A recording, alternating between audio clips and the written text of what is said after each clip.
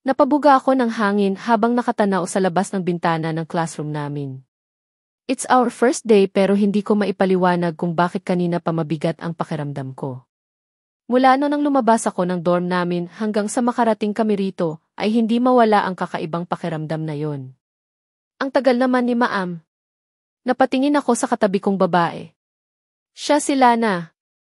Yun my best friend/enemy at the same time. Mula pa high school ay magkaibigan na kami. Tapos parehas pa kami ng course kaya hindi na kami napaghiwalay.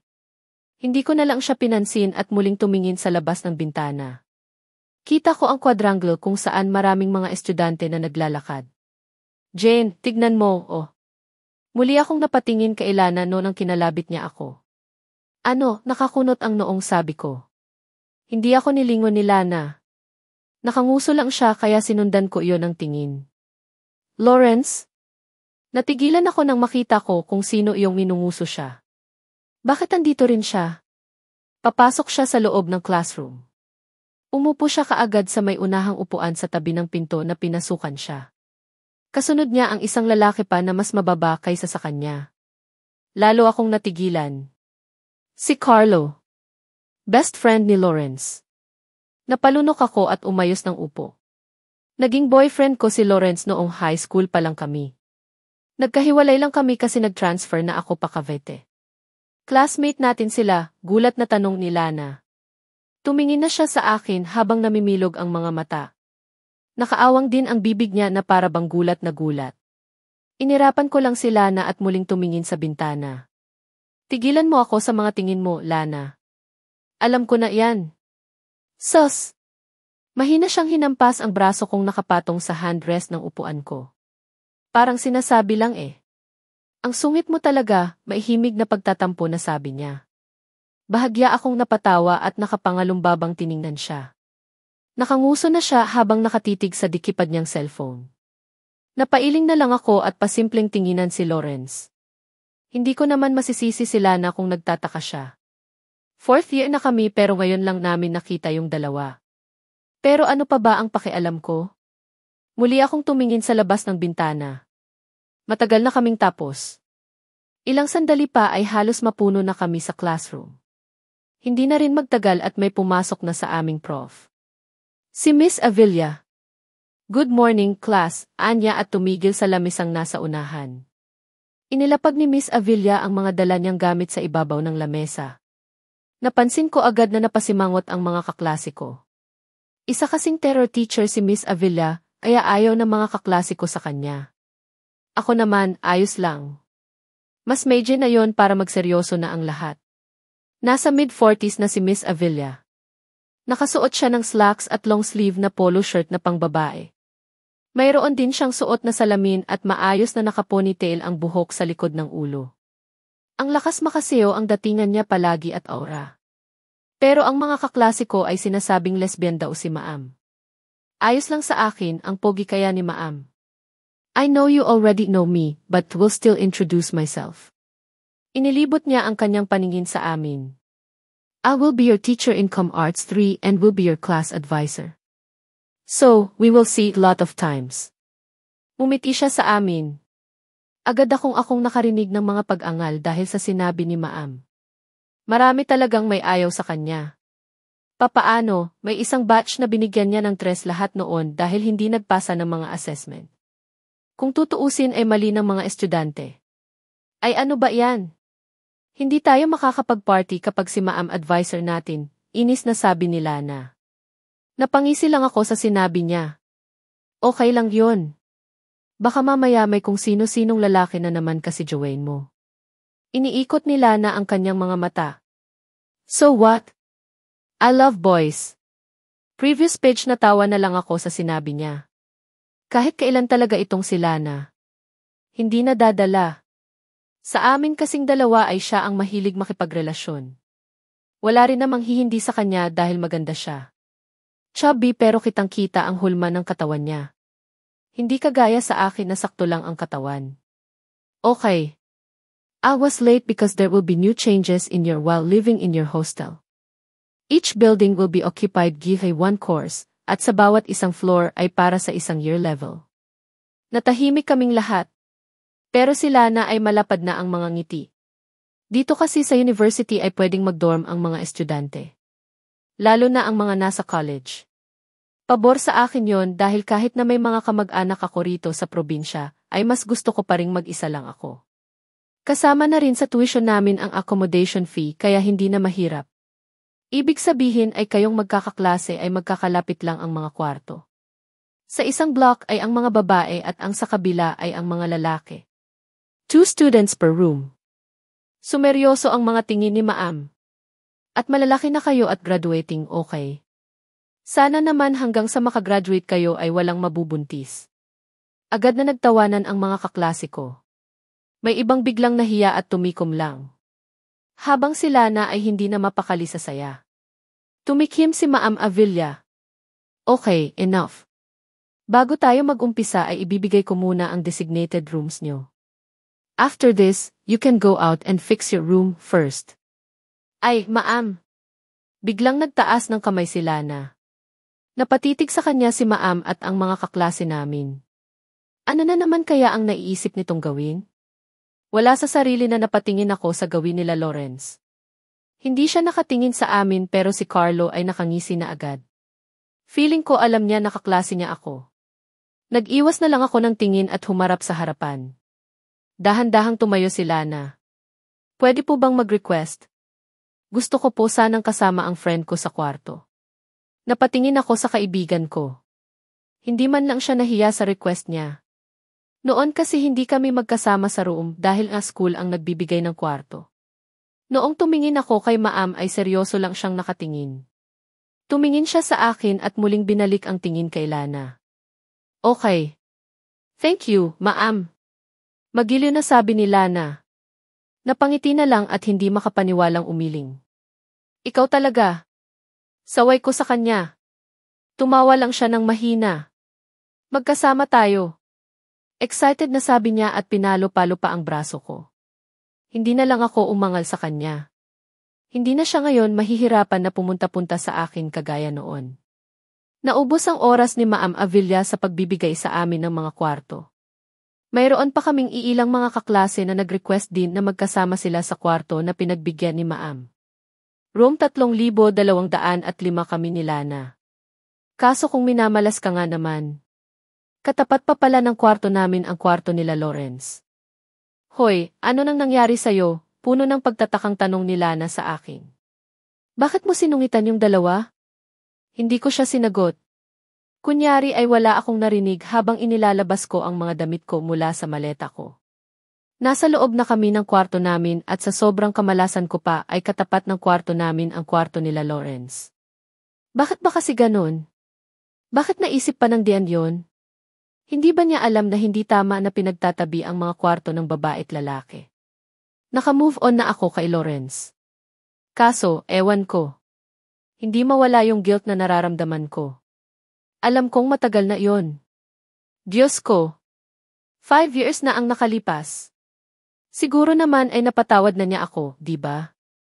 Jane, tawag ulit sa akin ni Lana. Pagtingin ko sa kanya ay nakatayo na pala siya sa tabi ko at nakapamaywang pa. Itinigil ko ang ginagawa ko at tiningnan siya. Bakit ba? Nakakahiya. Ano nang nakakahiya ron? Ayaw ko silang makausap. Kung gusto mo siyang kausapin edi pumunta ka sa kwarto nila. Itinuro ko ang sarili ko. Pero ako, hindi, ani ko at muling nagtanggal ng mga damit sa maleta kong nakapatong sa higaan ko. Sakto lang ang laki ng kwarto namin pero may sarili na kaming kikisi na nakapwesto sa tabi ng pinto. Bunker bed ang higaan namin ni Lana at napili ko sa ibaba. Sa may ulunan ng higaan namin ay may malaking bintana. Sa gilid ay may pahabang lamesa na palettered, sa paanan naman ang malaking closet kung saan namin ilalagay ang mga damit namin. Parehas kaming kaunti lang ang dalang mga damit ni Lana, kaya sumakto sa amin ang closet. Sa may gilid sa tabi ng pinto ay ang mini kitchen namin. May lababo na roon at maliit na counter. May pabilong na lamesa na rin kami. At ito ang maganda, may sarili kaming hihi na nakakabit sa pahabang bakal na nakadikit sa kisam. Maliit lang yon pero flat screen. Jane naman. Umupo si Lana sa isang upuan sa may study table namin. Akala ko ba naka-move on ka na sa tao? Bakit parang ano ka ngayon? Bumuntong hininga ako. Basta. Mag-ayos ka na nga lang dyan, inis na sabi ko. Siguro kung ibang tao si Lana ay nainis na agad sa pagsusungit ko sa kanya. Pero hindi ibang tao si Lana. Sanay na kami sa ugali ng isa't isa. Hindi ko nga alam kung paano ko siya naging kaibigan dahil masyado siyang outgoing. Ako, mas gusto kong mag-isa at huwag kumausap ng mga tao. Marami pang sinabing pangumbinsi si Lana sa akin. Pero hindi ko na siya sinagot. Alam ko naman na gusto niya lang din ulit mapalapit kay Carlo. Noong maging magkarelasyon kasi kami ni Lawrence ay naging magkakaibigan kaming apat. At si Lana ay matagal nang gusto si Carlo. Nahihiya lang umamin. Kakausapin ko naman si Lawrence hindi lang ngayon. Bubuelo muna ako. Hindi ko kasi alam kung ano ang sasabihin ko sa kanya. I mean, naghiwalay naman kami ng maayos noon.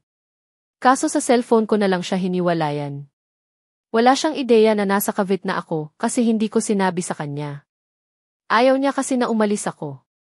Ang totoo ay niyaya na niya akong magtanan. Kaso ano ang gagawin ko? Mas gusto ko munang abutin ang mga pangarap ko.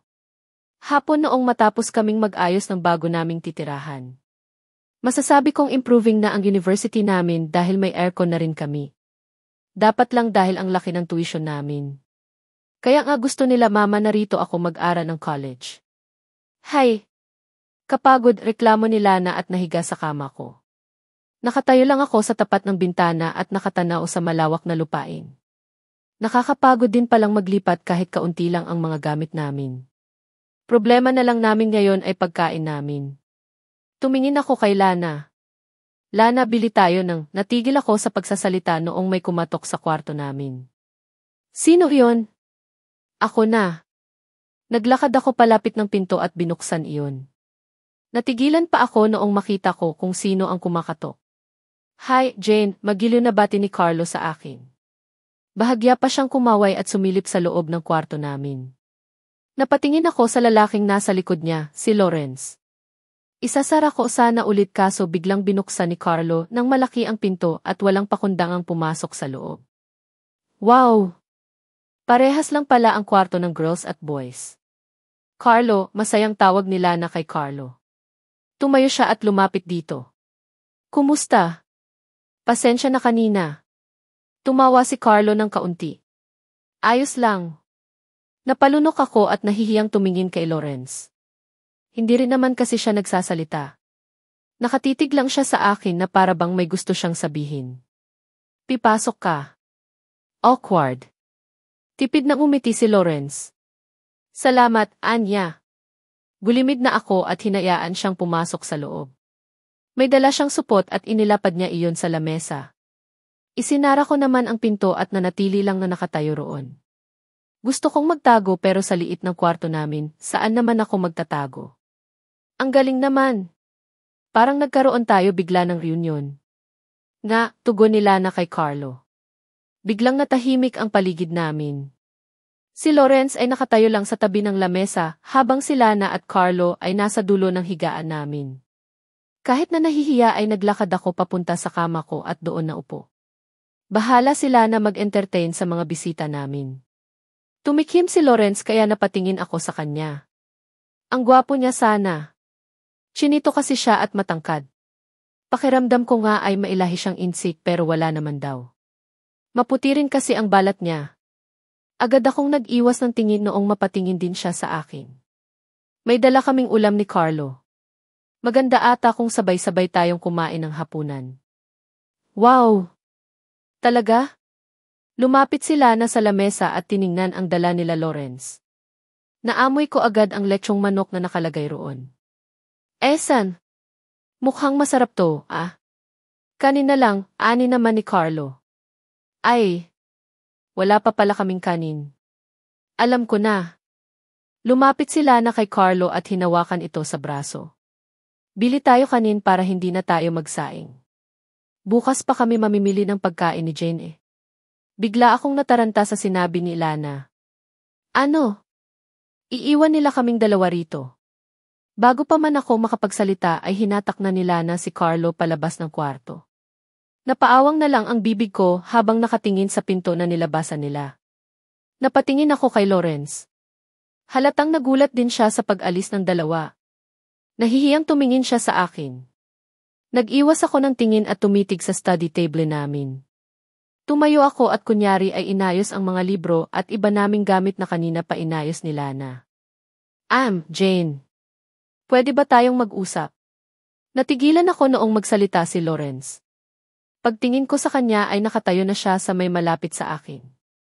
Bahagyang nanlaki ang mga mata ko sa gulat pero kinontrol ko ang sarili ko. Pinilit kong umiti sa kanya. Ano naman ang pag-uusapan natin, tanong ko. Muli akong tumingin sa study table at ginalaw-galaw ulit ang mga gamit doon. Pero natigil ulit ako noong hinawakan ni Lawrence ang kamay ko. Bigla akong nakaramdam ng kakaibang kilabot dahil sa ginawa niya, kaya mabilis ko iyong binawi. Hinarap ko siya pero umatras ako ng isang hakbang dahil malapit na pala siya sa akin. Napalunok ako noong napatitig ako sa mga mata niya. Mapupungay ang singkit niyang mga mata. Lawrence. Umupo ako sa kama ko. Kung tungkol sa atin iyon. Matagal na tayong tapos. Please, huwag na nating ibalik, pakiusap ko sa kanya. Nakita ko agad ang pait sa kanyang mga mata. Bigla akong nakaramdam ng awa dahil sa nakita ko sa kanya. So, all these years ay umaasa pa rin siya sa relasyon naming dalawa? Kaya ba siya nandito? Napatungo siya. Sorry. Tumungo rin ako. Mabait naman si Lawrence. Noong kami pa ay masasabi ko na talagang seryoso siya sa akin. Siya iyong tipo ng lalaking papangarapin ng mga babae. Gwapo na tapos magaling pa magdala ng relasyon. Pero hindi ko kasi kayang tapatan ang pagmamahal niya. Narinig ko ang malakas na pagbuntong hininga niya. Oo, lang, Anya. Naiintindihan ko. Unti-unti akong nag-angat ng paningin. Nakatitig na siya sa akin pero maluha-luha siya. Siguro kung ako pa ang batang ako baka binawi ko ang sinabi ko kay Lawrence. Kaso hindi ko na kaya. Sorry. Umiti siya sa akin at dahan-dahang lumapit. Okay lang. Wag kang mag-alala. Pero pwede ba tayong maging magkaibigan pa rin, tanong niya. Ilang sandali ko pa siyang tinitigan. Kitang-kita ko ang pait sa mga mata niya. Nakangiti siya pero hindi abot hanggang sa mga mata. Bakit parang nakonsensya ako kaagad? Pero kapag kasi hindi ko to ginawa ay mas masasaktan lang kami parehas. Naging masaya ako sa kanya. Pero hindi ko na maibabalik yung dating nararamdaman ko sa kanya. Umiti ako. Yung totoo at hindi pilit. Naman. Naging magkaibigan pa rin naman tayo noon. Inilahad niya ang kanyang mga kamay. Inabot ko iyon at nakipagkamay sa kanya. Medyo nailang pa ako dahil hindi niya agad binitawan ang kamay ko. Mabuti na lang at dumating na sila Carlo, kaya nabawi ko na ang kamay ko. Siguro nga. May mga relasyon na kahit na ano ang gawin natin ay hindi na maibabalik pa. Masasabi kong nagkaroon na kami ng closure ni Lawrence matapos naming magkausap. Kagaya noong nasa high school pa lang kami. Kaming apat ang naging magkakaibigan. Noong una ay medyo nailang pa ako. Siyempre. Ex ko pa rin siya kahit papaano. Lalo na noong nalaman ko na talaga palang nag-transfer sa university namin si Lawrence para lang magkausap kami. Bigla tuloy akong nakonsensya. Pero kahit na ganon ay hindi pa rin ako sa kanya nakipagbalikan. Saka sabi naman niya ay ayos lang iyon dahil naging magkaibigan naman kami ngayon. Madalas ay napunta silang dalawa sa kwarto namin. Sabay-sabay kaming apat kumakain palagi. Never kong na-imagine na magiging masaya pala ng ganito ang last year ko sa college. Swerte pa namin na palagi kaming magkakasamang apat tuwing reporting. Kagaya ngayon, nandito si Lawrence at Carlo sa kwarto namin. Report kasi namin bukas kaya kailangan na naming matapos ang kakailanganin namin. Ako, na nasa higaan ko ay naghahanda ng mga questionnaire. Sina Carlo naman at Lana ay busy sa pagsusulat ng mga output namin. Nakapwesto sila sa lemasang dinala namin sa gitna ng pagitan ng mga higaan namin. Sila na nakaupo sa higaan ko. Si Carlo ay kailana kung saan nakapwesto si Lawrence. Ito ang nakatoka sa pag-research sa iba naming report. Ano ba yan, Carlo? Ayusin mo naman, reklamo ni Lana. Pagtingin ko sa kanya ay nakabusangot na siya at masamang tinitingnan si Carlo. Ayos naman ah. Lagyan natin ng smiley para matuwa si Maam sa atin. Ngumisi si Carlo at pinagpatuloy ang pagsusulat sa Manila paper. Napailing na lang ako habang nakangiti. Kanina pa kasi sila nag-aaway sa ginagawa nila. Carlo, huwag mo ngang ini-stress niya ni Lana. Hindi ka sasagutin yan, sige, biro ni Lawrence. Yuhu! Ano, magkasabay na sabi nilang dalawa. Lalo akong natawa dahil nanlaki ang butas ng ilong ni Carlo. Lumapit pa siya kay Lawrence para paluin ang tuhod nito. Ayon, sinapak tuloy ni Lawrence. Hoy! Tama na yan at tapusin na nating to, inaantok na ako, saway ko sa kanila. Ito kasing si Carlo eh. Parang awa niya na po.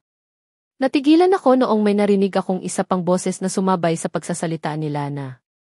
Napatingin ako sa binata namin na bahagyang nakabukas. Hindi ko alam pero bigla akong nakaramdam ng kaba dahil doon. Ayusin mo na kasi. May narinig ba kayo? Tanong ko. Ibinaba ko ang hawak kong ballpen at yellow pad sa kabahagyang lumapit sa may bintana. Ano yon, Jane? Nagtatakang tanong ni Lawrence. Sumenyas ako na tumahimik sila at nakiramdam. Hayop ka. Parang may sumuntok sa dibdib ko noong lalong bumilis ang tibok ng puso ko. Mahina ang boses. Napakahina. Pero mababakas doon ang matinding takot. Wala sa sarili na napatayo ako at lumapit sa bintana. Jane, bakit? Boses na nila na ang narinig ko. Sininyasan ko lang sila ng wait lang at nakiramdam. May naririnig akong mga ungol na parabang nasasaktan. Pagsilip ko sa bintana ay madilim ang labas. Iyong bintana ay sliding na gawa sa salamin. May makapal na kortina ang nakatakip doon para hindi kami kita sa loob. Bukas ang kalahati niyon kaya siguro may naririnig ako sa labas. Lalo akong kinabahan noong hinawakan mo na ang kortina at bahagyang sumilip doon. Kitang-kita ko muna sa pwesto ako ang ilang tao sa may di kalayuan. Hindi ko mabilang kung ilan dahil madilim talaga ang paligid. Tapos may nagtataas ang mga damo pa. Siguro kung wala kami sa 4th floor ay di ko makikita ang mga ito. Iyong tatlo sa kanila ay maihawak na flashlight. Noong matitigan ko kung ano ang iniilawan nila ay napanganga ako. May lalaking nakaluhod at nakagapos ang mga kamay patalikod. Ilang sandali pa ay halos mapalundag ako noong makarinig ako ng malakas na mga putok. Nabitawan ko ang kurtina at napalayo ako sa bintana. Did just see a man get killed? Jane. Agad akong napaiwas noong may maramdaman akong humawak sa balikat ko. Pagtingin ko ay si Lawrence iyon na labis na nag-aalala. Ayos ka lang ba? Ano iyon? May narinig kaming putok. Iha. Jane. Namumutla ka? Ano iyon? Tanong naman ni Lana. Akma itong lalapit ng bintana pero mabilis kong iniharang ang sarili ko sa bintana. Oh, wala. Wala. Tumalikod ako sa kanila at huminga ng malalim. May pinatay. Pinatay nila yung lalaki. Pinilit kong ikalma ang sarili kahit naramdam ko na ang panginginig ng mga kamay ko. Habang hindi binubuksan ang kurtina ay isinara ko ang bintana at inilock yun. Noong muli akong lumingon sa kanila ay tatlo na silang nakatingin sa akin na puno ng pag-aalala. Alam nyo, bukas na lang natin to gawin. Bibiglang sumama ang pakiramdam ko eh. Pinilit kong umiti sa kanila. Ano nang masakit sa iyo? Kailangan mo ba ng gamot? Teka. Bibili ako. Tumalikod si Lawrence at akma nang lalabas ng kwarto. Pero hinawakan ko agad damit niya sa likurang parte upang hindi siya makapaglakad. Hindi na. Sige na. Gusto ko na matulog. Magpahinga na tayo. Pinilit ko ulit ngumiti. Hindi pa sila naniwala sa akin na kailangan ko lang matulog para maging maayos. Pero kalaunan ay nakinig din sila. Lalo na noong may narinig kaming nagsisigwan sa labas ng kwarto namin. Kinakabahan pa ako dahil akala ko nakita ako noong mga tao sa ibaba.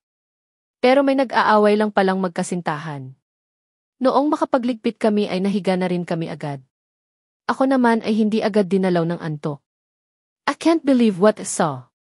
May pinatay sila sa likod ng dorm namin. Sino naman ang gagawa noon? Bakit sa likod pa ng building namin? At higit sa lahat, bakit nila pinatay? Hindi ko alam kung anong oras na ako nakatulog. Pero buong gabi ay hindi na nawala ang takot ko dahil sa nakita ko. Kinabukasan. Paggising ko ay sumilip ako kaagad sa bintana. Wala na akong nakitang mga tao, pero may nakita akong part na tumba ang mga nagtataasang mga damo. Hindi ko na lang sana papansinin iyon pero hanggang sa makapasok na lang kami, ay hindi pa rin nawawala ang pakiramdam ko na gusto kong puntahan iyon. Parang may kung anong tumatawag sa akin na silipin ang pinangyarihan. Kaya heto ako, nagpaalam ako sa third subject namin ngayong araw para lang pumunta rito sa likod. Halos lahat sa amin ay may pasok kaya sigurado ako na walang mga tao sa mga kwarto ngayon. Kabadong-kabado pa ako habang hinahawi ang mga damo habang naglakakad ako. Sana naman walang makakita sa akin. Makalipas ang ilang sandali ay natuntun ko rin ang mga natumbang mga damo. Muli akong binundol ng kaba noong makita ko ang pulan likido na basa pa. Sariwang-sariwa pa ang dugo, ibig sabihin ay hindi ako nagkakamali sa nakita ko. Nakagat ko ang labi ko habang nakatitig doon. Kung sino ka man, bakit ka kaya nila pinatay? At bakit parang wala man lang ibang nakarinig sa nangyari? Tumingin ako sa building namin. Hindi masyadong malayo ang pinangyarihan. Kung ako na nasa 4th floor ay nakita at narinig ko iyon, siguro naman ang mga nasa 1st floor ay ganon din sila kasi ang malapit. Pero bakit parang wala akong narinig na usapan kanina? Imposible na hindi magtanong ang mga estudyante tungkol sa 3 putok na iyon. Napabuntong hininga ako at muling tumingin sa dugo. Ano ba ang ginagawa ko rito? May pinatay. Ibig sabihin may panganib. Bakit ba nangingialam pa ako? Tumalikod na ako at akma ng maglalakad. Pero napatigil ako noong maalala ko ang isang nakaumbok na bagay sa gitna ng maraming dugo. Muli akong tumingin doon at tinitigan iyon. Nagtingin-tingin ako sa paligid. Noong may nakita akong stick ay kinuha ko iyon at dinutdot ang nakaumbok sa gitna ng dugo. Napakunot ang noo ko noong may maramdaman akong matigas na bagay. Gamit ang stick na hawak ko ay hinila ko ang bagay na iyon sa parte kung saan walang dugo. Kinuha ko ang panyo ko at pinantakip iyon sa kamay ko para makuha ang bagay na iyon. Wallet, ani ko noong mapunasan ko iyon. Coin purse pala iyon. Napakaliit lang yon at pula rin ang kulay kaya hindi agad mapapansin. Muli kong tiningnan ang dugo. Pagkatapos ay ang wallet naman ang tinitigan ko. Ano kaya ito? Dali-dali akong bumalik sa building namin noong makuha ko na ang wallet. Hindi ko alam kung bakit ganun na lang ang kaba ko habang naglalakad. Pakiramdam ko kasi ay hawak-hawak ko ang pinaka-importanting gamit ngayon sa school. Papaliko na sana ako sa room namin noong bigla akong may nakabunggo. Napangiwi ako at magagalit na sana pero natigilan ako noong matitigan ko kung sino ang nakasalubong ko. I'm sorry. Ayos ka lang ba, Hija? Nag-aalalang tanong ng matandang lalaking nasa harapan ko. Napaatras ako at agad na tinanggal ang pagkakahawak niya sa akin. Aayos lang po ako. Sorry, kinakabahang sabi ko at agad na tumungo. Ayos lang. Nagmamadali rin ako. Mag-iingat ka sa dinadaanan mo. Baka mapahamak ka lalo. Agad kong napatingin sa kanya. Bigla akong binalot ng takot dahil sa kanyang mga ngiti. Pakiramdam ko ay may kakaibang kahulugan ang kanyang sinabi. Tumango na lamang ako at nagpatuloy na sa paglalakad. Kilala ko siya. Madilim ang paligid kagabi, ngunit tanda ko ang postura ng lalaking bumaril sa lalaking nakagapos kagabi. At sigurado ako na siya iyon. Si Sir Navarro, ang dean ng university namin. Ang alam ko ay pamangkin niya ang may-ari ng university na ito at siya lamang ang humahawak. Hindi na ako nagtataka kung nakita ko sila kagabi dahil ang maihawak ng lugar namin ang pamilya nila. Dali-dali na akong pumasok at naupo sa pwesto mo. Doon lang ako nakahinga ng maluwag. Agad kong pinunasan ang butil ng mga pawis sa noo ko at nagpaypay sa leg. Hindi ko akalain na nakaharap ako ng isang mamamatay tao.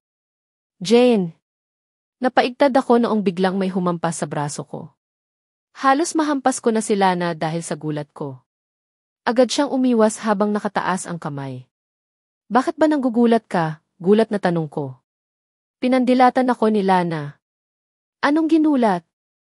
Tinawag lang kita. Ano bang nangyari sa iyo at namumutla ka? Saan ka nanggaling? Bahagyang lumambot ang ekspresyon ko. Nag-iwas ako ng tingin sa kanya at bumuga ng hangin. Wala, matipid na tugon ko sa kanya. Kukuhain ko sana ang wallet sa bulsa ko, pero bigla kong naalala si Sir Navarro. Baka malaman niya ang tungkol doon. Tumayo ako. O, saan ka na naman pupunta? Sa kantin ba? Sama ako. Hinawakan ko si Lana sa balikat at muling pinaupo. Sa banyo. Diyan ka lang. Hindi na siya nagpilit na sumam sa akin kaya nagpunta na ako sa banyo.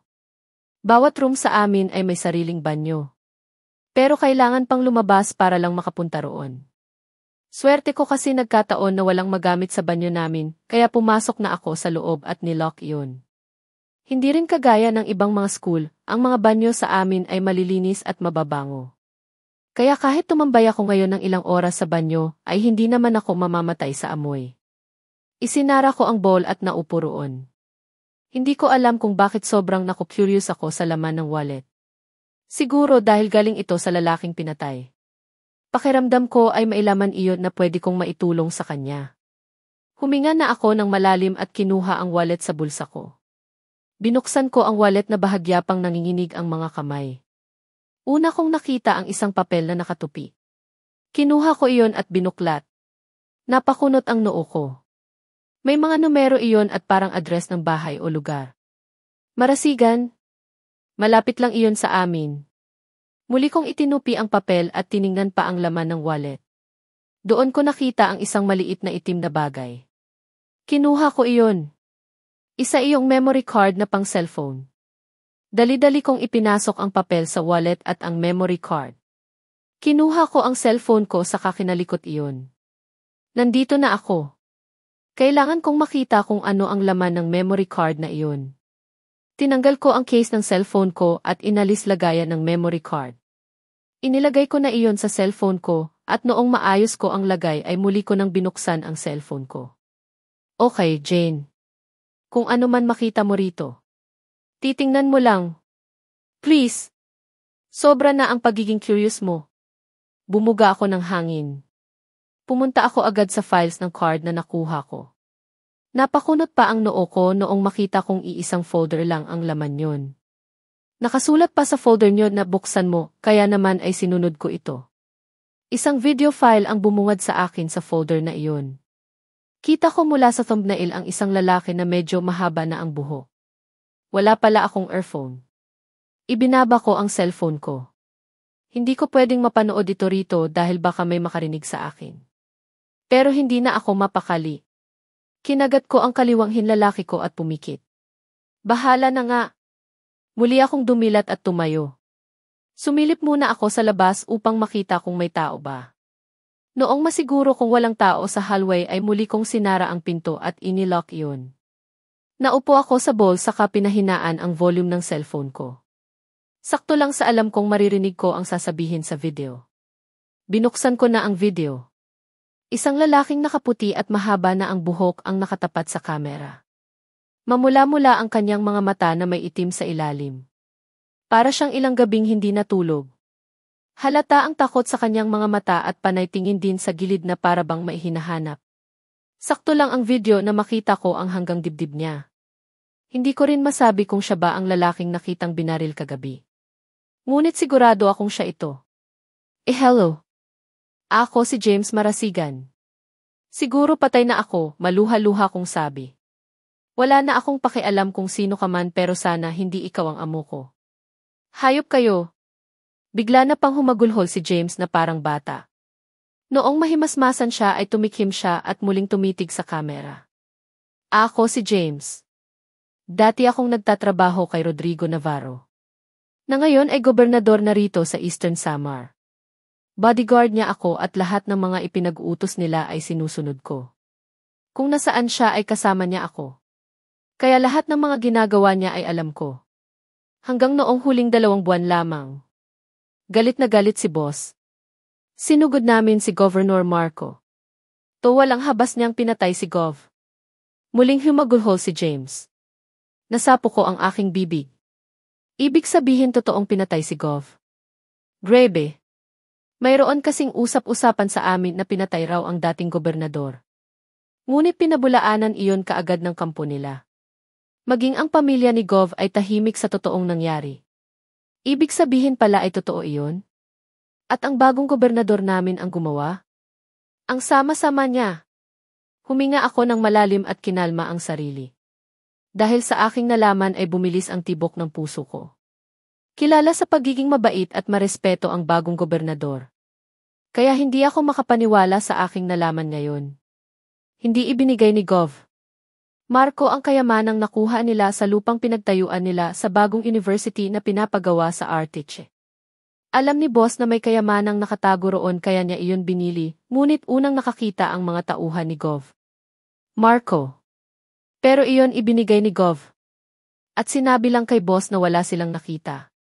Kaya noong malaman ni boss ang totoo ay pinatay niya si Gov. Iyon ang unang pagkakataon na nakita ko si boss na ganoon. Para siyang nababaliw habang pinapatay si Gov. Wala akong nagawa kundi ang panoorin siya sa takot na ako ang pagbalinan niya. Sinamsam namin lahat ng kayamanan na nakuha ni Gov. Na ngayon ay nasa akin. Alam ko. Ang tanga-tanga ko dahil kinuha ko iyon pero hindi ko na kaya. Matapos ang unang pagpatay ay naulit pa iyon.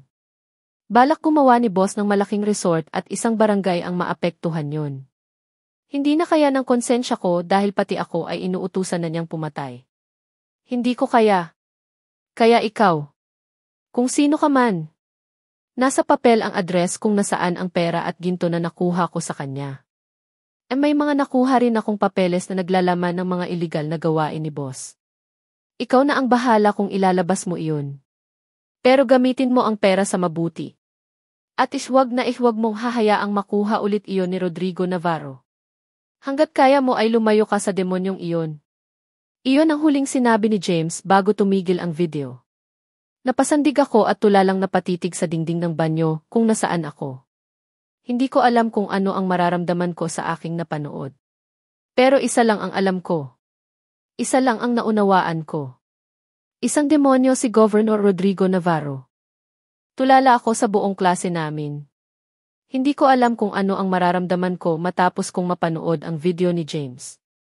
Hindi ako makapaniwala na ang isang Rodrigo Navarro ay isa palang mamamatay tao. Nakita ko siya noon dahil siya ang may-ari ng eskwelahan na ito. Once a year nagpupunta siya rito para bisitahin ang buong school. Noong unang kita ko sa kanya ay masasabi ko naman na mabait siya. Napakagalang niya sa mga tao at marespeto sa mga babae. Kaya nakagugulat nagbabalat kayo lang pala siya. Halang ang kaluluwa. Muling bumalik ang ulirat ko noong marinig ko ang malakas na tunog ng bell. Agad na napuno ng bulungan ang loob ng classroom namin. That's it for today, class. Don't forget your assignment for our next meeting, paalam ng prof namin. Agad na sumagot ang mga kaklase ko ng yes ma'am, at nagsipaghandaan na para sa paglabas. Pero ako, nanatili akong tulalang nakatingin sa unahan namin. Hindi ko alam kung bakit may pumipigil sa akin na lumabas ng silid na ito. Hoy, Jane! Halika na! Ano pang hinihintay mo riyan? Tanong ni Lana at marahang dinutdot ang braso ko. Tiningnan ko siya. Heto na, walang ganang sabi ko at inayos na rin ang gamit. Alam mo, kagabi ka pa. Ano ba talaga ang nangyayari sa'yo? May nakita ka bang nagsisex sa likod? Mabilis kong tinakpan ang bibig niya bago pa niya matapos ang kanyang sasabihin. Pinandilatan ko si Lana at tumingin sa paligid. Halos wala na ang mga kaklase ko sa loob. Iilan na lang ang naroon na hindi naman nakatingin sa amin. Ang ingay mo, saway ko sa kanya. Agad namang tinanggal ni Lana ang kamay ko. Ang mo naman. Siguro nagsisex nga, Lana, pigil ko ulit sa kanya. Ninusuan lang ako ni Lana. Fine. Na. Tatahimik na. Inirapan ko siya at kinuha na ang bag ko. Sana nga ay nagsisex na lang iyong nakita ko kagabi. Hindi sana ganito ang pakiramdam ko. Gusto ko nang pumunta sa mga pulis kaso alam ko na magmumukha lang akong tanga. Isa pa, paano kung ako naman ang patayin? Ayaw kong madamay. Mabigat sa pakiramdam pero pipilitin ko na lang nakalimutan. Oy! Sila Carlo! Agad na tumakbo si Lana sa may gilid ng room kung saan nakatayo sina Lawrence at Carlo. Sandali akong napatigil at bumuntong hininga. Kailangan kong alisin sa isipan ko ang nalaman ko. Umiling-iling ako at naglakad na papalapit sa kanila. Tagal niya naman, reklamo agad ni Carlo. Sus! Ito kasing si Jane. Halika na, yaya ni Lana at naglakad na rin. Nauna silang maglakad at sumunod lang kami ni Lawrence. Daan tayong grocery. Nakagugutom tuwing gabi ani Carlo. Tapos na ang klase namin para ngayong araw kaya pwede na kaming umuwi. Maigi na rin iyon dahil parang bumigat ang pakiramdam ko. Kanina ko pa nga gustong humiga sa higaan ko. Jane, ayos ka lang ba? Napatingin ako kay Lawrence. Nakakunot ang noo niya habang nakatitig sa akin kaya pinilit kong ngumiti. Naman. Bakit? Namumutla ka kasi. Parang hindi ka rin mapakali. Kanina pa kita napapansin na parang ang tahimik mo. Masama ba ang pakiramdam mo? True, biglang sabat ni Lana at tumingin pa sa amin. Kanina pa iyang umaga tulala pagkagaling sa banyo. Muli siyang naglakad. Naiikot ko ang mga mata ko. Kahit kailan talaga to, tiningnan ko si Lawrence. Ayos lang ako. Medyo hindi lang maganda pakiramdam ko ngayon. Gusto mo dumiretso na tayo sa boarding house para makapagpahinga ka na? Mabilis akong umiling. Naku, okay lang ako. Sabay na tayo sa kanila. May gusto rin akong bilhin. Sigurado ka ha? Tumawa na ako at marahang hinampas ang braso ni Lawrence. Ayos nga lang ako. Ano ka ba? Parang hindi mo ako kilala. Natatawang tumango si Lawrence. Okay. Sabi mo Naglakad na kami. Mas maigi na ang ganito na wala silang alam tungkol sa nalalaman ko. Palabas na kami ng school noong mapansin ko ang grupo ng mga estudyante na nakatambay sa may tabi ng gate.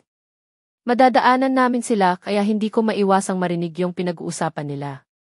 Grabe yung bangkay, no? Sino kaya ang gumawa noon? Napatigil ako sa paglalakad. Kaya nga. Kita ko na utak kanina. Kiyakhe. Katakot lumabas ng dorm pagkagabi. Hindi ko na napigilan ang sarili ko. Lumapit ako bigla sa kanila kahit hindi ko naman mga kilala. Good thing na mukha silang first year lang. Ano yung pinag-uusapan nyo? Anong bangkay? Tanong ko. Nagtatakang tiningnan nila ako. Doon po sa may basurahan sa dulo, may nakitang bangkay ng lalaki. Pinatay po ata kasi may butas sa ulo at mga tali sa kamay, paliwanag ng isang estudyante. Bigla akong binundol ng kaba. Hindi na ako sumagot sa kanila at nagmamadaling nang naglakad. Naririnig ko pang tinatawag ako nila Lana pero hindi ko sila pinansin. Iba ang direksyon ng basurahan sa dulo ng barangay malapit sa school. Doon tinatambak ang mga basura bago hakutin ng mga dump truck. Pagkarating ko roon ay nakita ko agad ang kumpulan ng mga tao. May iba na nakapambahay na mga sibilyan at ang iba ay mga estudyante. Sumiksik ako sa kanila hanggang sa mapunta ako sa unahan. Tumigil ako noong may dilaw na tali nang humarang sa akin. Mayroong pulis na nakaupo sa tabi ng nakahigang katawan. Naglakad pa ako papunta sa gilid hanggang makita ko ang mukha ng katawan. Napanganga na lamang ako noong makita kong si James iyon.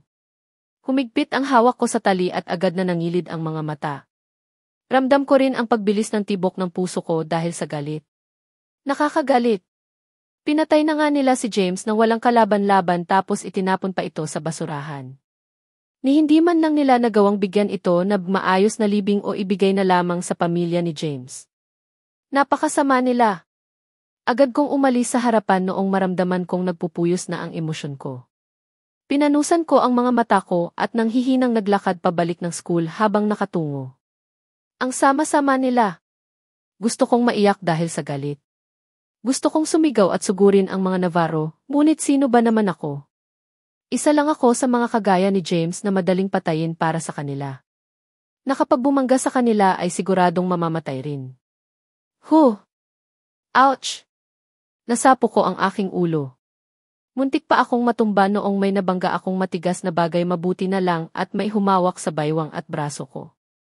Pag-angat ko ng ulo ay nanlaki ang mga mata ko noong makita ko kung sino ang maihawak sa akin. Aalis sana ako sa kanya, ngunit mas lalong humigpit ang pagkakahawak niya at mas idinikit pa ako sa kanyang katawan. Ang tanga ko. Dahil sa lalim ng iniisip ko ay hindi ko na nakita ang dinadaanan ko. Hindi ko man lang naiwasan ang demonyong makasasalubong ko. Hay, matipid niyang sabi habang malapad na nakangiti. Nangilabot ang buo kong katawan noong tumama ang mainit niyang hininga sa pisngi ko. Bibitawan niyo po ako. Kinakabahang sabi ko. Jane. Napatingin ako sa gilid ko at nakita ko sila Lawrence na papatakbong papalapit sa amin. Pinilit ko nang makawala sa pagkakahawak niya. Binitawan niya ako. So, Jane is your name? Napatingin ulit ako sa kanya. Salubong lang ang kilay na tinitigan ko si Rodrigo Navarro. Yes. Governor Rodrigo Navarro is in front of me. Face to face. The devil himself. Ang ganda ng mga ngiti niya. Napansin ko nga na may nakatingin din sa aming mga kababaihan. May naririnig pa ako na ang swerte ko raw dahil nahawakan ako ni Rodrigo Navarro. Pero hindi nila alam ang totoo na nakakasuka ang pagkatao niya. Hindi ko sinagot si Rodrigo Navarro. Lalapit na sana ako sa mga kaibigan ko, ngunit bigla niya akong hinawakan sa braso. Wait. Where are you going? Napalunok ako at lalong binundol ng kaba. Ano ba ang kailangan niya sa akin? Pinilit kong patapangin ang mga tingin ko sa kanya. Uuwi na po. Biglang humisi si Rodrigo Navarro ng nakaluloko. You're different. Interesting. Binitawan niya ako. I will see you again, anya at naglakad na papunta sa kumpulan ng mga tao. Napanganga ako at gulat na tiningnan ang papalayong katawan niya. Ano ang ibig sabihin niya? Agad akong binalot ng takot. Nalaman niya ba na may alam na ako? Nakilala niya ba ako? May nakakita ba sa akin noong pumunta ako sa likod kanina? Bakit kikitain niya ako ulit? Buong magdamag ay hindi ako mapakali. Paulit-ulit na nagpi-play sa isipan ko ang video ni James. Palagi ko rin naaalala ang mukha ni Rodrigo Navarro. Pakiramdam ko ay mababaliw na ako dahil hindi ako mapakali. Hindi ko alam kung bakit sinabi ni Rodrigo na magkikita raw ulit kami. Sa totoo ang ay natatakot na ako. Baka nalaman na niyang may alam ako. Paano kung patayin niya rin ako? Diyos ko! Hindi pa ako handang mamatay. Binabagabag din ako ng konsensya ko dahil kay James. Naaawa ako sa sinapit niya. Alam ko na sinubukan niya lang itama ang mali, ngunit siya pa ang may masinapit na mapait. Ni hindi nga siya binigayan ng maayos na libing ng mga gumawa sa kanya yun. Itinapon nila si James na parabang basura na wala ng pakinabang. Kaya naman, maaga palang kinabukasan ay maaga na akong gumaya. Nagsuot ako ng pantalon at t-shirt na pinatungan ko ng jacket. Nag-rubber shoes na rin ako at wala nang ibang nilagay na kolokerete sa katawan ko. Tanging baglang maliit ang dala ko na mailaman ng cellphone at wallet ko saka iyong wallet ni James. Alam ko nakatangahan na ang ginagawa ko. Ngunit hindi ko kayang manahimik lang ng walang ginagawa. Tulog pa sila na at karamihan ng mga kadorm ko ay lumabas na ako ng silid. Sa likod ako dumaan dahil hindi pa ako papalabasin ng guard. Maingat na umakyat ako ng pader na sikretong dinadaanan ng mga estudyanteng gusto makalabas tuwing gabi. Lakad-takbo ang ginawa ko hanggang sa marating ko ang kalsada. Naglakad pa ako ng malayo-layo sa school namin para sigurado akong walang makakita sa akin. Ganitong oras dumadaan ang malaking bus papunta sa Artiche. Kailangan kong sumakay roon para makarating ako sa norte kung nasaan ang tinutukoy ni James na bahay. Malayo pero susubukan kong hanapin. Hindi ko na kayang manahimik lang kung may kagaya ni Rodrigo Navarro. Kung hindi nagawa ni James, kaya ko naman siguro. Isa pa, hindi ako kilala ng mga Navarro, kaya siguro naman ay hindi nila malalaman ang gagawin ko. Hindi na nagtagal ay dumating ang bus na hinihintay ko.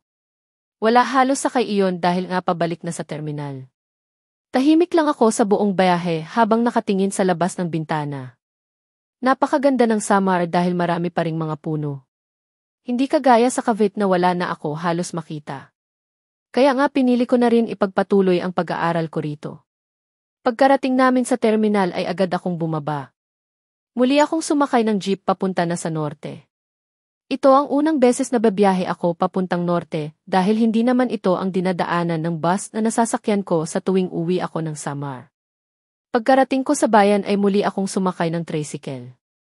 Dahil hindi ko alam ang barangay na pupuntahan ko ay nagpahatid na lamang ako. Hanggang sa hindi nagtagal ay nakita ko rin ang apartment na tinutukoy ni James sa video. Isa iyong compound na may ilang apartment. Mayroong malaking gate sa unahan at magkatapat ang dalawang building na maraming pinto. Pumasok ako sa loob at agad na may sumalubong sa aking babaeng may katabaan. "Hello, ma'am. Sino po ang hanap nyo?" tanong niya. Napatingin ako sa paligid. Kinuha ko ang papel sa bag ko at pinakita iyon sa akin. "Dito po ito, di ba? Room 20. Ah! Asawa ka ba ni Pedro?" "Naku! 2 buwan na iyon hindi nagpapakita." "Ano na ang nangyari sa kanya?" Napangiwi ako. Pedro." "O okay po. Pwede ko bang mapuntahan ang kwarto? Kaso wala ho akong susi." "Pwede. Wala ka talagang susi kasi hindi naman kinuha ni Pedro ang susi. Sabi niya lang may pupunta raw dito para kuhain ang gamit niya." "Kukuhain mo na ba?" Mukhang inasahan na ni James ang mga mangyayari. Tumango ako. "Kayo ho ba ang may-ari nito?" Umiling siya. "Hindi. Ako si Berna. Caretaker lang ako rito." "Sandali. Kukuhain ko lang ang susi." "Sige po." Tumalikod na siya sa akin at pumasok sa nag-iisang bahay na nakadikit sa gate. Napakatahimik ng lugar at puros mga nakasarado ang mga pinto ng bahay rito. Sa labas ng compound ay may ilang bahay rin ngunit parang wala ring mga tao. Mukhang nasa dulo rin ito dahil puro puno na ang likod. Isang magandang lugar na mapagtataguan sa mga Navarro. Malayo sa kanilang balwarte, ngunit alam ko naman na may kapagyarihan pa rin sila rito. "Halika." Andoon sa taas ang kwarto ni Pedro. Tumango ako at sumunod kay Aling Berna. Umakyat kami sa gilid na hagdan ng ikalawang building. May mga nakatira sa mga kwarto na dadaanan namin dahil naririnig ko ang tunog ng mga G. Mayroong kita ko lang ang kurtina sa bintana. Tumigil kami sa kwarto na may nakadikit na malaking karatula ng room 20 sa pinto. "Ito ang susi," ani Aling Berna habang binubuksan ang pinto. Inabot niya rin iyon kaagad sa akin noong mabuksan na niya. "Kung may kailangan ka, nandoon lang ako sa isang bahay. Katok ka na lang. At kung tapos ka na rin maghakot ng gamit, sabihan mo na lang ako ha. Hindi namin to binuksan kahit maraming gustong umupa." 1 taon kasi ang binayaran ni Pedro. "Ganon po ba?" gulat na tanong ko. Tumango siya. "Sige po. Salamat." Kinuha ko na ang susi. Umalis na rin si Aling Berna kaya pumasok na ako sa loob. Napatakip ako agad ng ilong noong masinghot ko ang amoy ng nakulob na kwarto. Madilim din ang loob kahit na maliwanag pa naman sa labas, kaya kinapa ko ang switch sa gilid ng pinto. Agad na sumabog ang liwanag sa loob ng kwarto. Hindi na ako nagulat noong makita kong halos walang gamit ang loob. May maliit na katre sa gilid at may kabinet na gawa sa kahot sa paanan yon. Bukod doon ay wala nang gamit maliban sa ilang gamit sa pagkain sa may maliit na lababo sa gilid. Isinara ko na ang pinto at tuluyang pumasok sa loob. Tinanggal ko ang bag ko at pinatong iyon sa kama. Nagtingin-tingin ako agad sa loob. Wala na rin akong balak magtagal pa sa lugar dahil sa totoo lang ay kinakabahan na ako. Pakiramdam ko ay mayroong nakasunod sa akin palagi. Makapangyarihang tao si Rodrigo, kaya hindi na ako nagtataka pa kung malalaman din nila ang lugar na ito kaagad. Una kong nilapitan ay ang kabinet. Walang nakasabit doon pero may nakita akong laptop sa loob. Sa ilalim ay may nakita akong 2 itim na bag. Huminga ako ng malalim at unti-unting naupo. Kabadong unti-unti kong binuksan ang isang itim na bag at tiningnan ang laman yon. Hindi makapaniwalang kinuha ko ang ilang piraso ng mga gintong pabilog. Binuksan ko rin ang isang bag at lalo akong namangha noong mga gold bars naman ang nakita ko. Nasa 10 piraso ang mga iyon ngunit sobrang bigat na. Napaupo ako sa sahig. Ibig sabihin ay totoo ang mga sinabi ni James. Mayroon niyang kayamanan na nakuha ang mga Navarro. Kayamanan na hindi naman dapat para sa kanila. Ilang sandali akong naupo sa pwesto ko at kinalma ang sarili ko.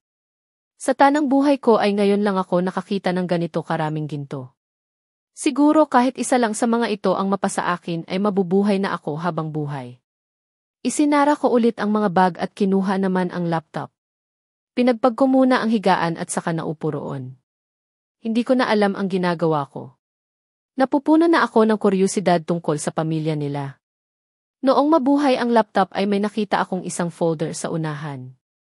Agad ko iyong binuksan at bumungad sa akin ang ilang mga ZE file.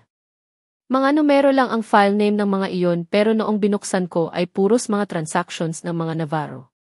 At hindi lang basta-basta mga transactions, kundi mga notes iyon ng mga illegal na gawain ng mga Navarro. Hindi ako makapaniwala na nagpapatakbo rin pala sila ng mga droga sa lugar namin. Ang daming masasamang gawain na hindi ko masikmura.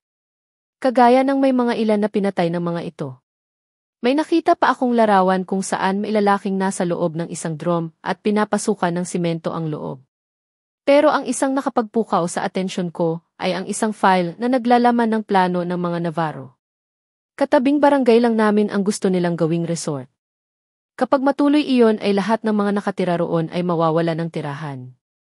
At sigurado ako na gagawin lahat ni Rodrigo Navarro maisakatuparan lamang iyon. Huminga ako ng malalim at inalis ang tingin ko sa laptop. Kaya siguro nagawa ito ni James dahil hindi na niya makaya ang mga kasamaan ng kanyang amo. Kung ako man ang nasa posisyon niya ay sigurado ako na gagawin ko rin ang ginawa niya. Tiningnan ko ang bag na nasa loob ng kabinet. Tama. Kailangang may gawin ako, gabi na noong makabalik ako sa boarding house. Mabuti at nakaabot pa ako bago mag-curfew dahil ayaw ko nang dumaan pa sa likod ng school.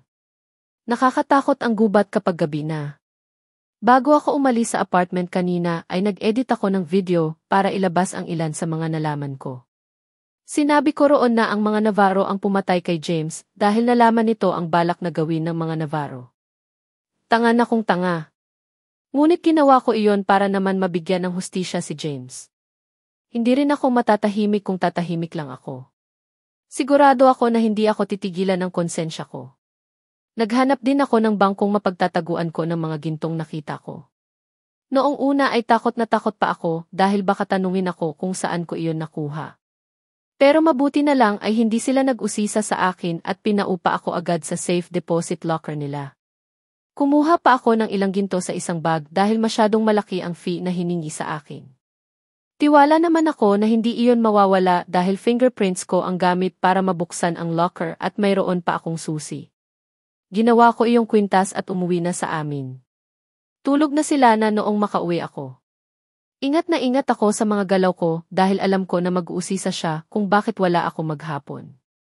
Ngunit hindi pa ako nakahihiga ay biglang umupo sila na. Jane! Saan ka galing? Buksan mo ilaw, utos niya. Napangiwi na lang ako at sinunod siya.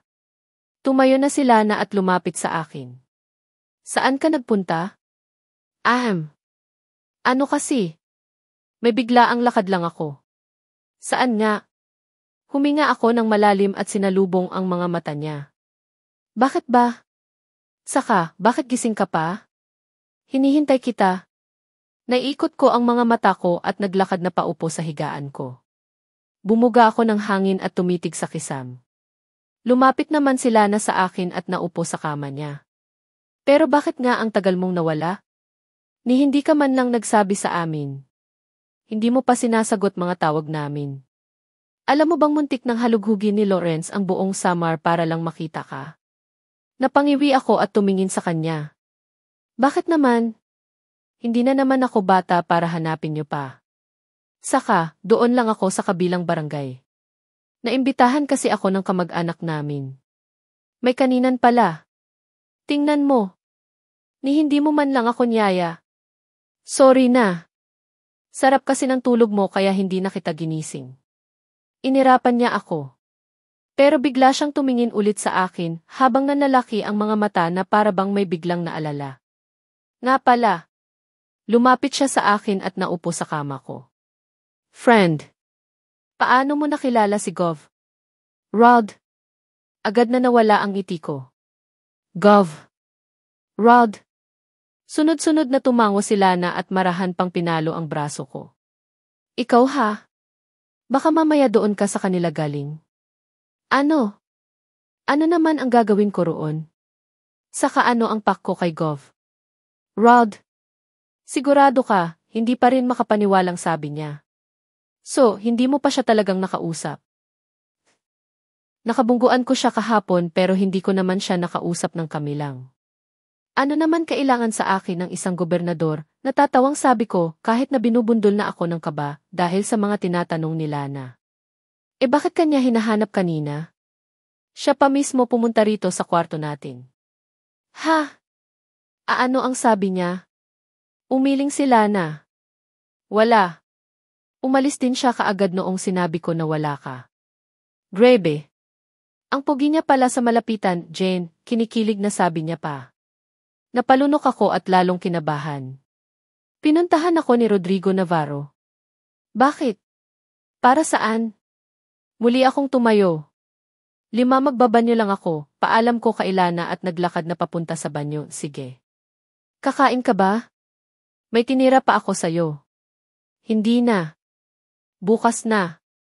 Okay. Patayin mo na lang ulit ang ilaw. Maaga pasok natin bukas. Hindi na ako sumagot pa kay Lana. Panay ang pagbuga ko ng hangin para pakalmahin ang sarili ko habang nasa loob ako ng Keith. Bakit niya ako hinahanap? Diyos ko! Nalaman niya na ba ang ginawa ko? Ang tanga ko. Dapat pala hindi na ako nangialam. Lumabas na ako ng banyo at pinatay ang ilaw. Kinuha ko ang laptop ko at hinahanap ang video na ginawa ko. Namangha ako noong makita kong halos umabot na ng 100,000 ang views ng video kahit wala pang kalahating araw na ipinost ko iyon. Kasama ng pagsiwalat ko sa ginawa nilang kasamaan kay James ay inilagay ko rin ang ibang parte ng video ni James. Grabe pala ang mga Navarro. Akala ko ang bait ni Sir. Mamamatay tao pala. Mama, I'm in love with criminal. Teka, ano nang kailangan nyo? Legal ba to? Nasa loob kayo ng school, ani ko noong makita ko ang mga lalaking nasa labas ng kwarto namin. Tiningnan lang nila ako at walang ano-anong pumasok sa loob.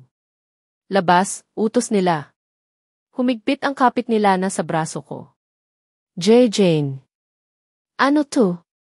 Bakit? Sino ba kayo? Pinatapang ko pa rin ang boses ko kahit dinig ko na ang malakas na pagkabog ng dibdib ko. Hindi sumagot ang mga lalaki. Bagkus ay bigla na lamang nilang inangat-angat ang mga gamit namin na para bang mayroong hinahanap. Napanganga ako noong kinakalat nila ang mga gamit namin at itinatapon sa lapag. Teka, kuya. Ano ang ginagawa nyo? Mga gamit namin, tahimik. Biglang humarap sa amin ang isa at itinutok ang baril. Napaatras kaming dalawa ni Lana. Umiyak na si Lana habang nakakapit sa akin. Kapag hindi kayo tumigil papasabugin ko ang bungo nyo, banta pa nito. Napaatras na ako. Hinawakan ko ng mahigpit ang kamay ni Lana at nagmamadaling hinila ito palabas. Bahala na sila kung ano ang gusto nilang gawin. Pero bago pa man kami makalabas ng kwarto ay may humarang sa pinto kaya napatigil ako. Nabitawan ko pa si Lana dahil tumama ang noo ko sa matigas na bagay. Nasapo ko iyon at agad na nag-angat ng ulo. Napaatras ako noong masalubong ko ang malalamig na titig ni Rodrigo Navarro. Shit! Nasa harap ko ngayon si Rodrigo Navarro. Andito ka na pala. Saan ka nagpunta kahapon? Hinahanap kita, tanong niya na wala man lang kaemo-emosyon sa mukha. Napalunok ako. Kung kanina ay nagkakaramdam pa ako ng tapang. Ngayon ay puro takot na lang ang nararamdaman ko. Ano ang kailangan mo sa akin? Humakbang siya papasok kaya napaatras ako. Tiningnan niya si Lana. Pwede mo ba kaming iwan saglit? Marahan niyang tanong kay Lana at doon lamang ngumiti. Lalong humigpit ang hawak ko sa kamay ni Lana.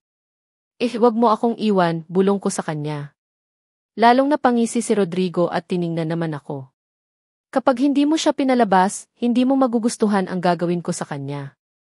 Jane, natatakot na sabi ni Lana. Nangilid na ang luha ko. Hindi ko gustong maiwan sa iisang silid ang taong ito. Isa siyang mamamatay tao. Bumuga ako ng hangin at unti-unting niluwagan ang hawak sa kamay ni Lana. Sige na. Pero, Jane. Labas na. Tiningnan ko si Lana at pinilit nang inisan ito. Malungkot na tumango si Lana at agad na lumabas ng silid. Sa iba na kayo maghanap, utos din ni Rodrigo sa kanyang mga tauhan. Agad na tumigil ang mga ito at lumabas ng kwarto. Napasandig na ako sa dingding ng banyo habang nakatungo lang. Hindi ko kayang tingnan siya sa mga mata dahil pakiramdam ko ay nalulusaw ako. May kakaibang takot na ibinibigay ang mga titig ni Rodrigo Navarro. Napaigtad ako noong isinara niya ang pinto ng dorm. Lalo akong umatras ngunit wala na akong maatrasan noong unti-unti na siyang lumapit sa akin. Ano ba ang kailangan mo sa akin? Naluluhang tanong ko. Halos mapigil ko ang aking paghinga noong hinawakan niya ang baba ko at dahan-dahang inangat ang ulo. Open your eyes, utos niya. Mahinahon ang kanyang boses, ngunit nakaramdam ako ng kilabot dahil sa malalim niyang boses. Unti-unti kong iminulat ang mga mata ko. Natigilan ako noong magsalubong ang mga mata namin. Napakagandang lalaki ni Rodrigo. Hindi na ako nagtataka kung bakit maraming nagkakagusto sa kanyang mga babae. Mapungay ang kanyang abuhang mga mata. Wala iyong kabuhay-buhay ngunit mas bumabagay sa pagiging seryoso niya. Matangos ang kanyang ilong at mapupula ang mga labi. Hindi ito ang unang beses na nakita ko si Governor Rodrigo. Pero ngayon ko lang siya nakitang seryoso taliwas sa palaging niyang nakangiting mga postura. You look scared. Tanong niya. Hinaplos niya ang aking pisngi kaya napapikit ako ulit. Jane, right? Wala sa sariling napatango ako. Muli akong nagmulat ng mga mata. Parang awa mo na. Nag-aaral po ako rito. Wala akong ginagawang masama. Okay. Napasinghap ako noong maramdaman ko ang isa niyang kamay sa likod ko. Agad kong iniharang ang mga braso ko sa pagitan namin noong kinabig niya ako. Habang ang isa niyang kamay ay nasa batok ko na. Ano nang ginagawa mo? Please. Sinubukan kong itulak siya ngunit para akong tumutulak sa pader. Ni hindi man lang siya napaatras at mas humigpit lang ang pagkakayakap sa akin. Napakapit ako sa dibdib niya noong bigla niyang hinawakan ang buhok ko at pinatingala pa ako. Napaluha na ako. Please tite, Jane Acosta. From now on, you are mine. Nanlaki ang sa sinabi niya. Magsasalita sana ako pero bigla niyang sinakop ang bibig ko at hinalikan ako ng mariin. Ano nang ginagawa niya? Bakit niya ako hinahalikan? Lalo akong napaiyak habang pilit siyang itinutulak. Ngunit kahit ginagawa ko iyon ay mas lalo lang nagiging mapusok ang kanyang mga galaw. Napapaungol pa siya habang pilit na ipinapasok ang kanyang dila sa bibig ko. Mariin kong itinikom ang bibig ko, ngunit bigla niyang hinatak ang buhok ko, kaya napasinghap ako at naibuka ang bibig. Agad na ipinasok ni Rodrigo ang kanyang dila sa loob ng bibig ko at nagtila isang bulet na gumalaw. Napaungol ako noong nagtama ang mga dila namin at napapikit ng mariin. Hindi ito ang unang beses kong mahalikan, ngunit ngayon lang ako nakaranas ng ganito kapuso. Hindi na nga ako makasinga ng maayos kaya nanatili na lamang akong nakanganga habang panay ang pagtulo ng luha. Naguguluhan na ako. Hindi ko alam kung bakit niya ito ginagawa sa akin. Ni hindi ko siya kilala at alam ko lang ay isa siyang gobernador ng lugar namin. Pero bakit ganito? Bakit niya ito ginagawa sa akin? Bigla niya akong binitawan at lumayo sa akin. Agad akong naghabol ng hininga habang sapo-sapo ang bibig. I will come back, Anya. Make sure you are ready when I'm back. Nahihintakutang tiningnan ko siya. Bakit? Ano ang gagawin mo? Nagpunas siya ng labi at inayos ang suot na polo. You will like it, T. Mumiti siya ng nakaluloko at lumabas na ng kwarto namin. Nanghihinang napaupo ako sa sahig habang sapo-sapo ang bibig ko. Ano ang ibig niyang sabihin? Bakit niya ito ginagawa sa akin? Napaatras ako noong biglang bumukas ang pinto ng kwarto namin. Jane. Pumasok si Lawrence. Nanlaki ang mga mata niya noong makita niya akong humahagulhol sa mailikod ng pinto.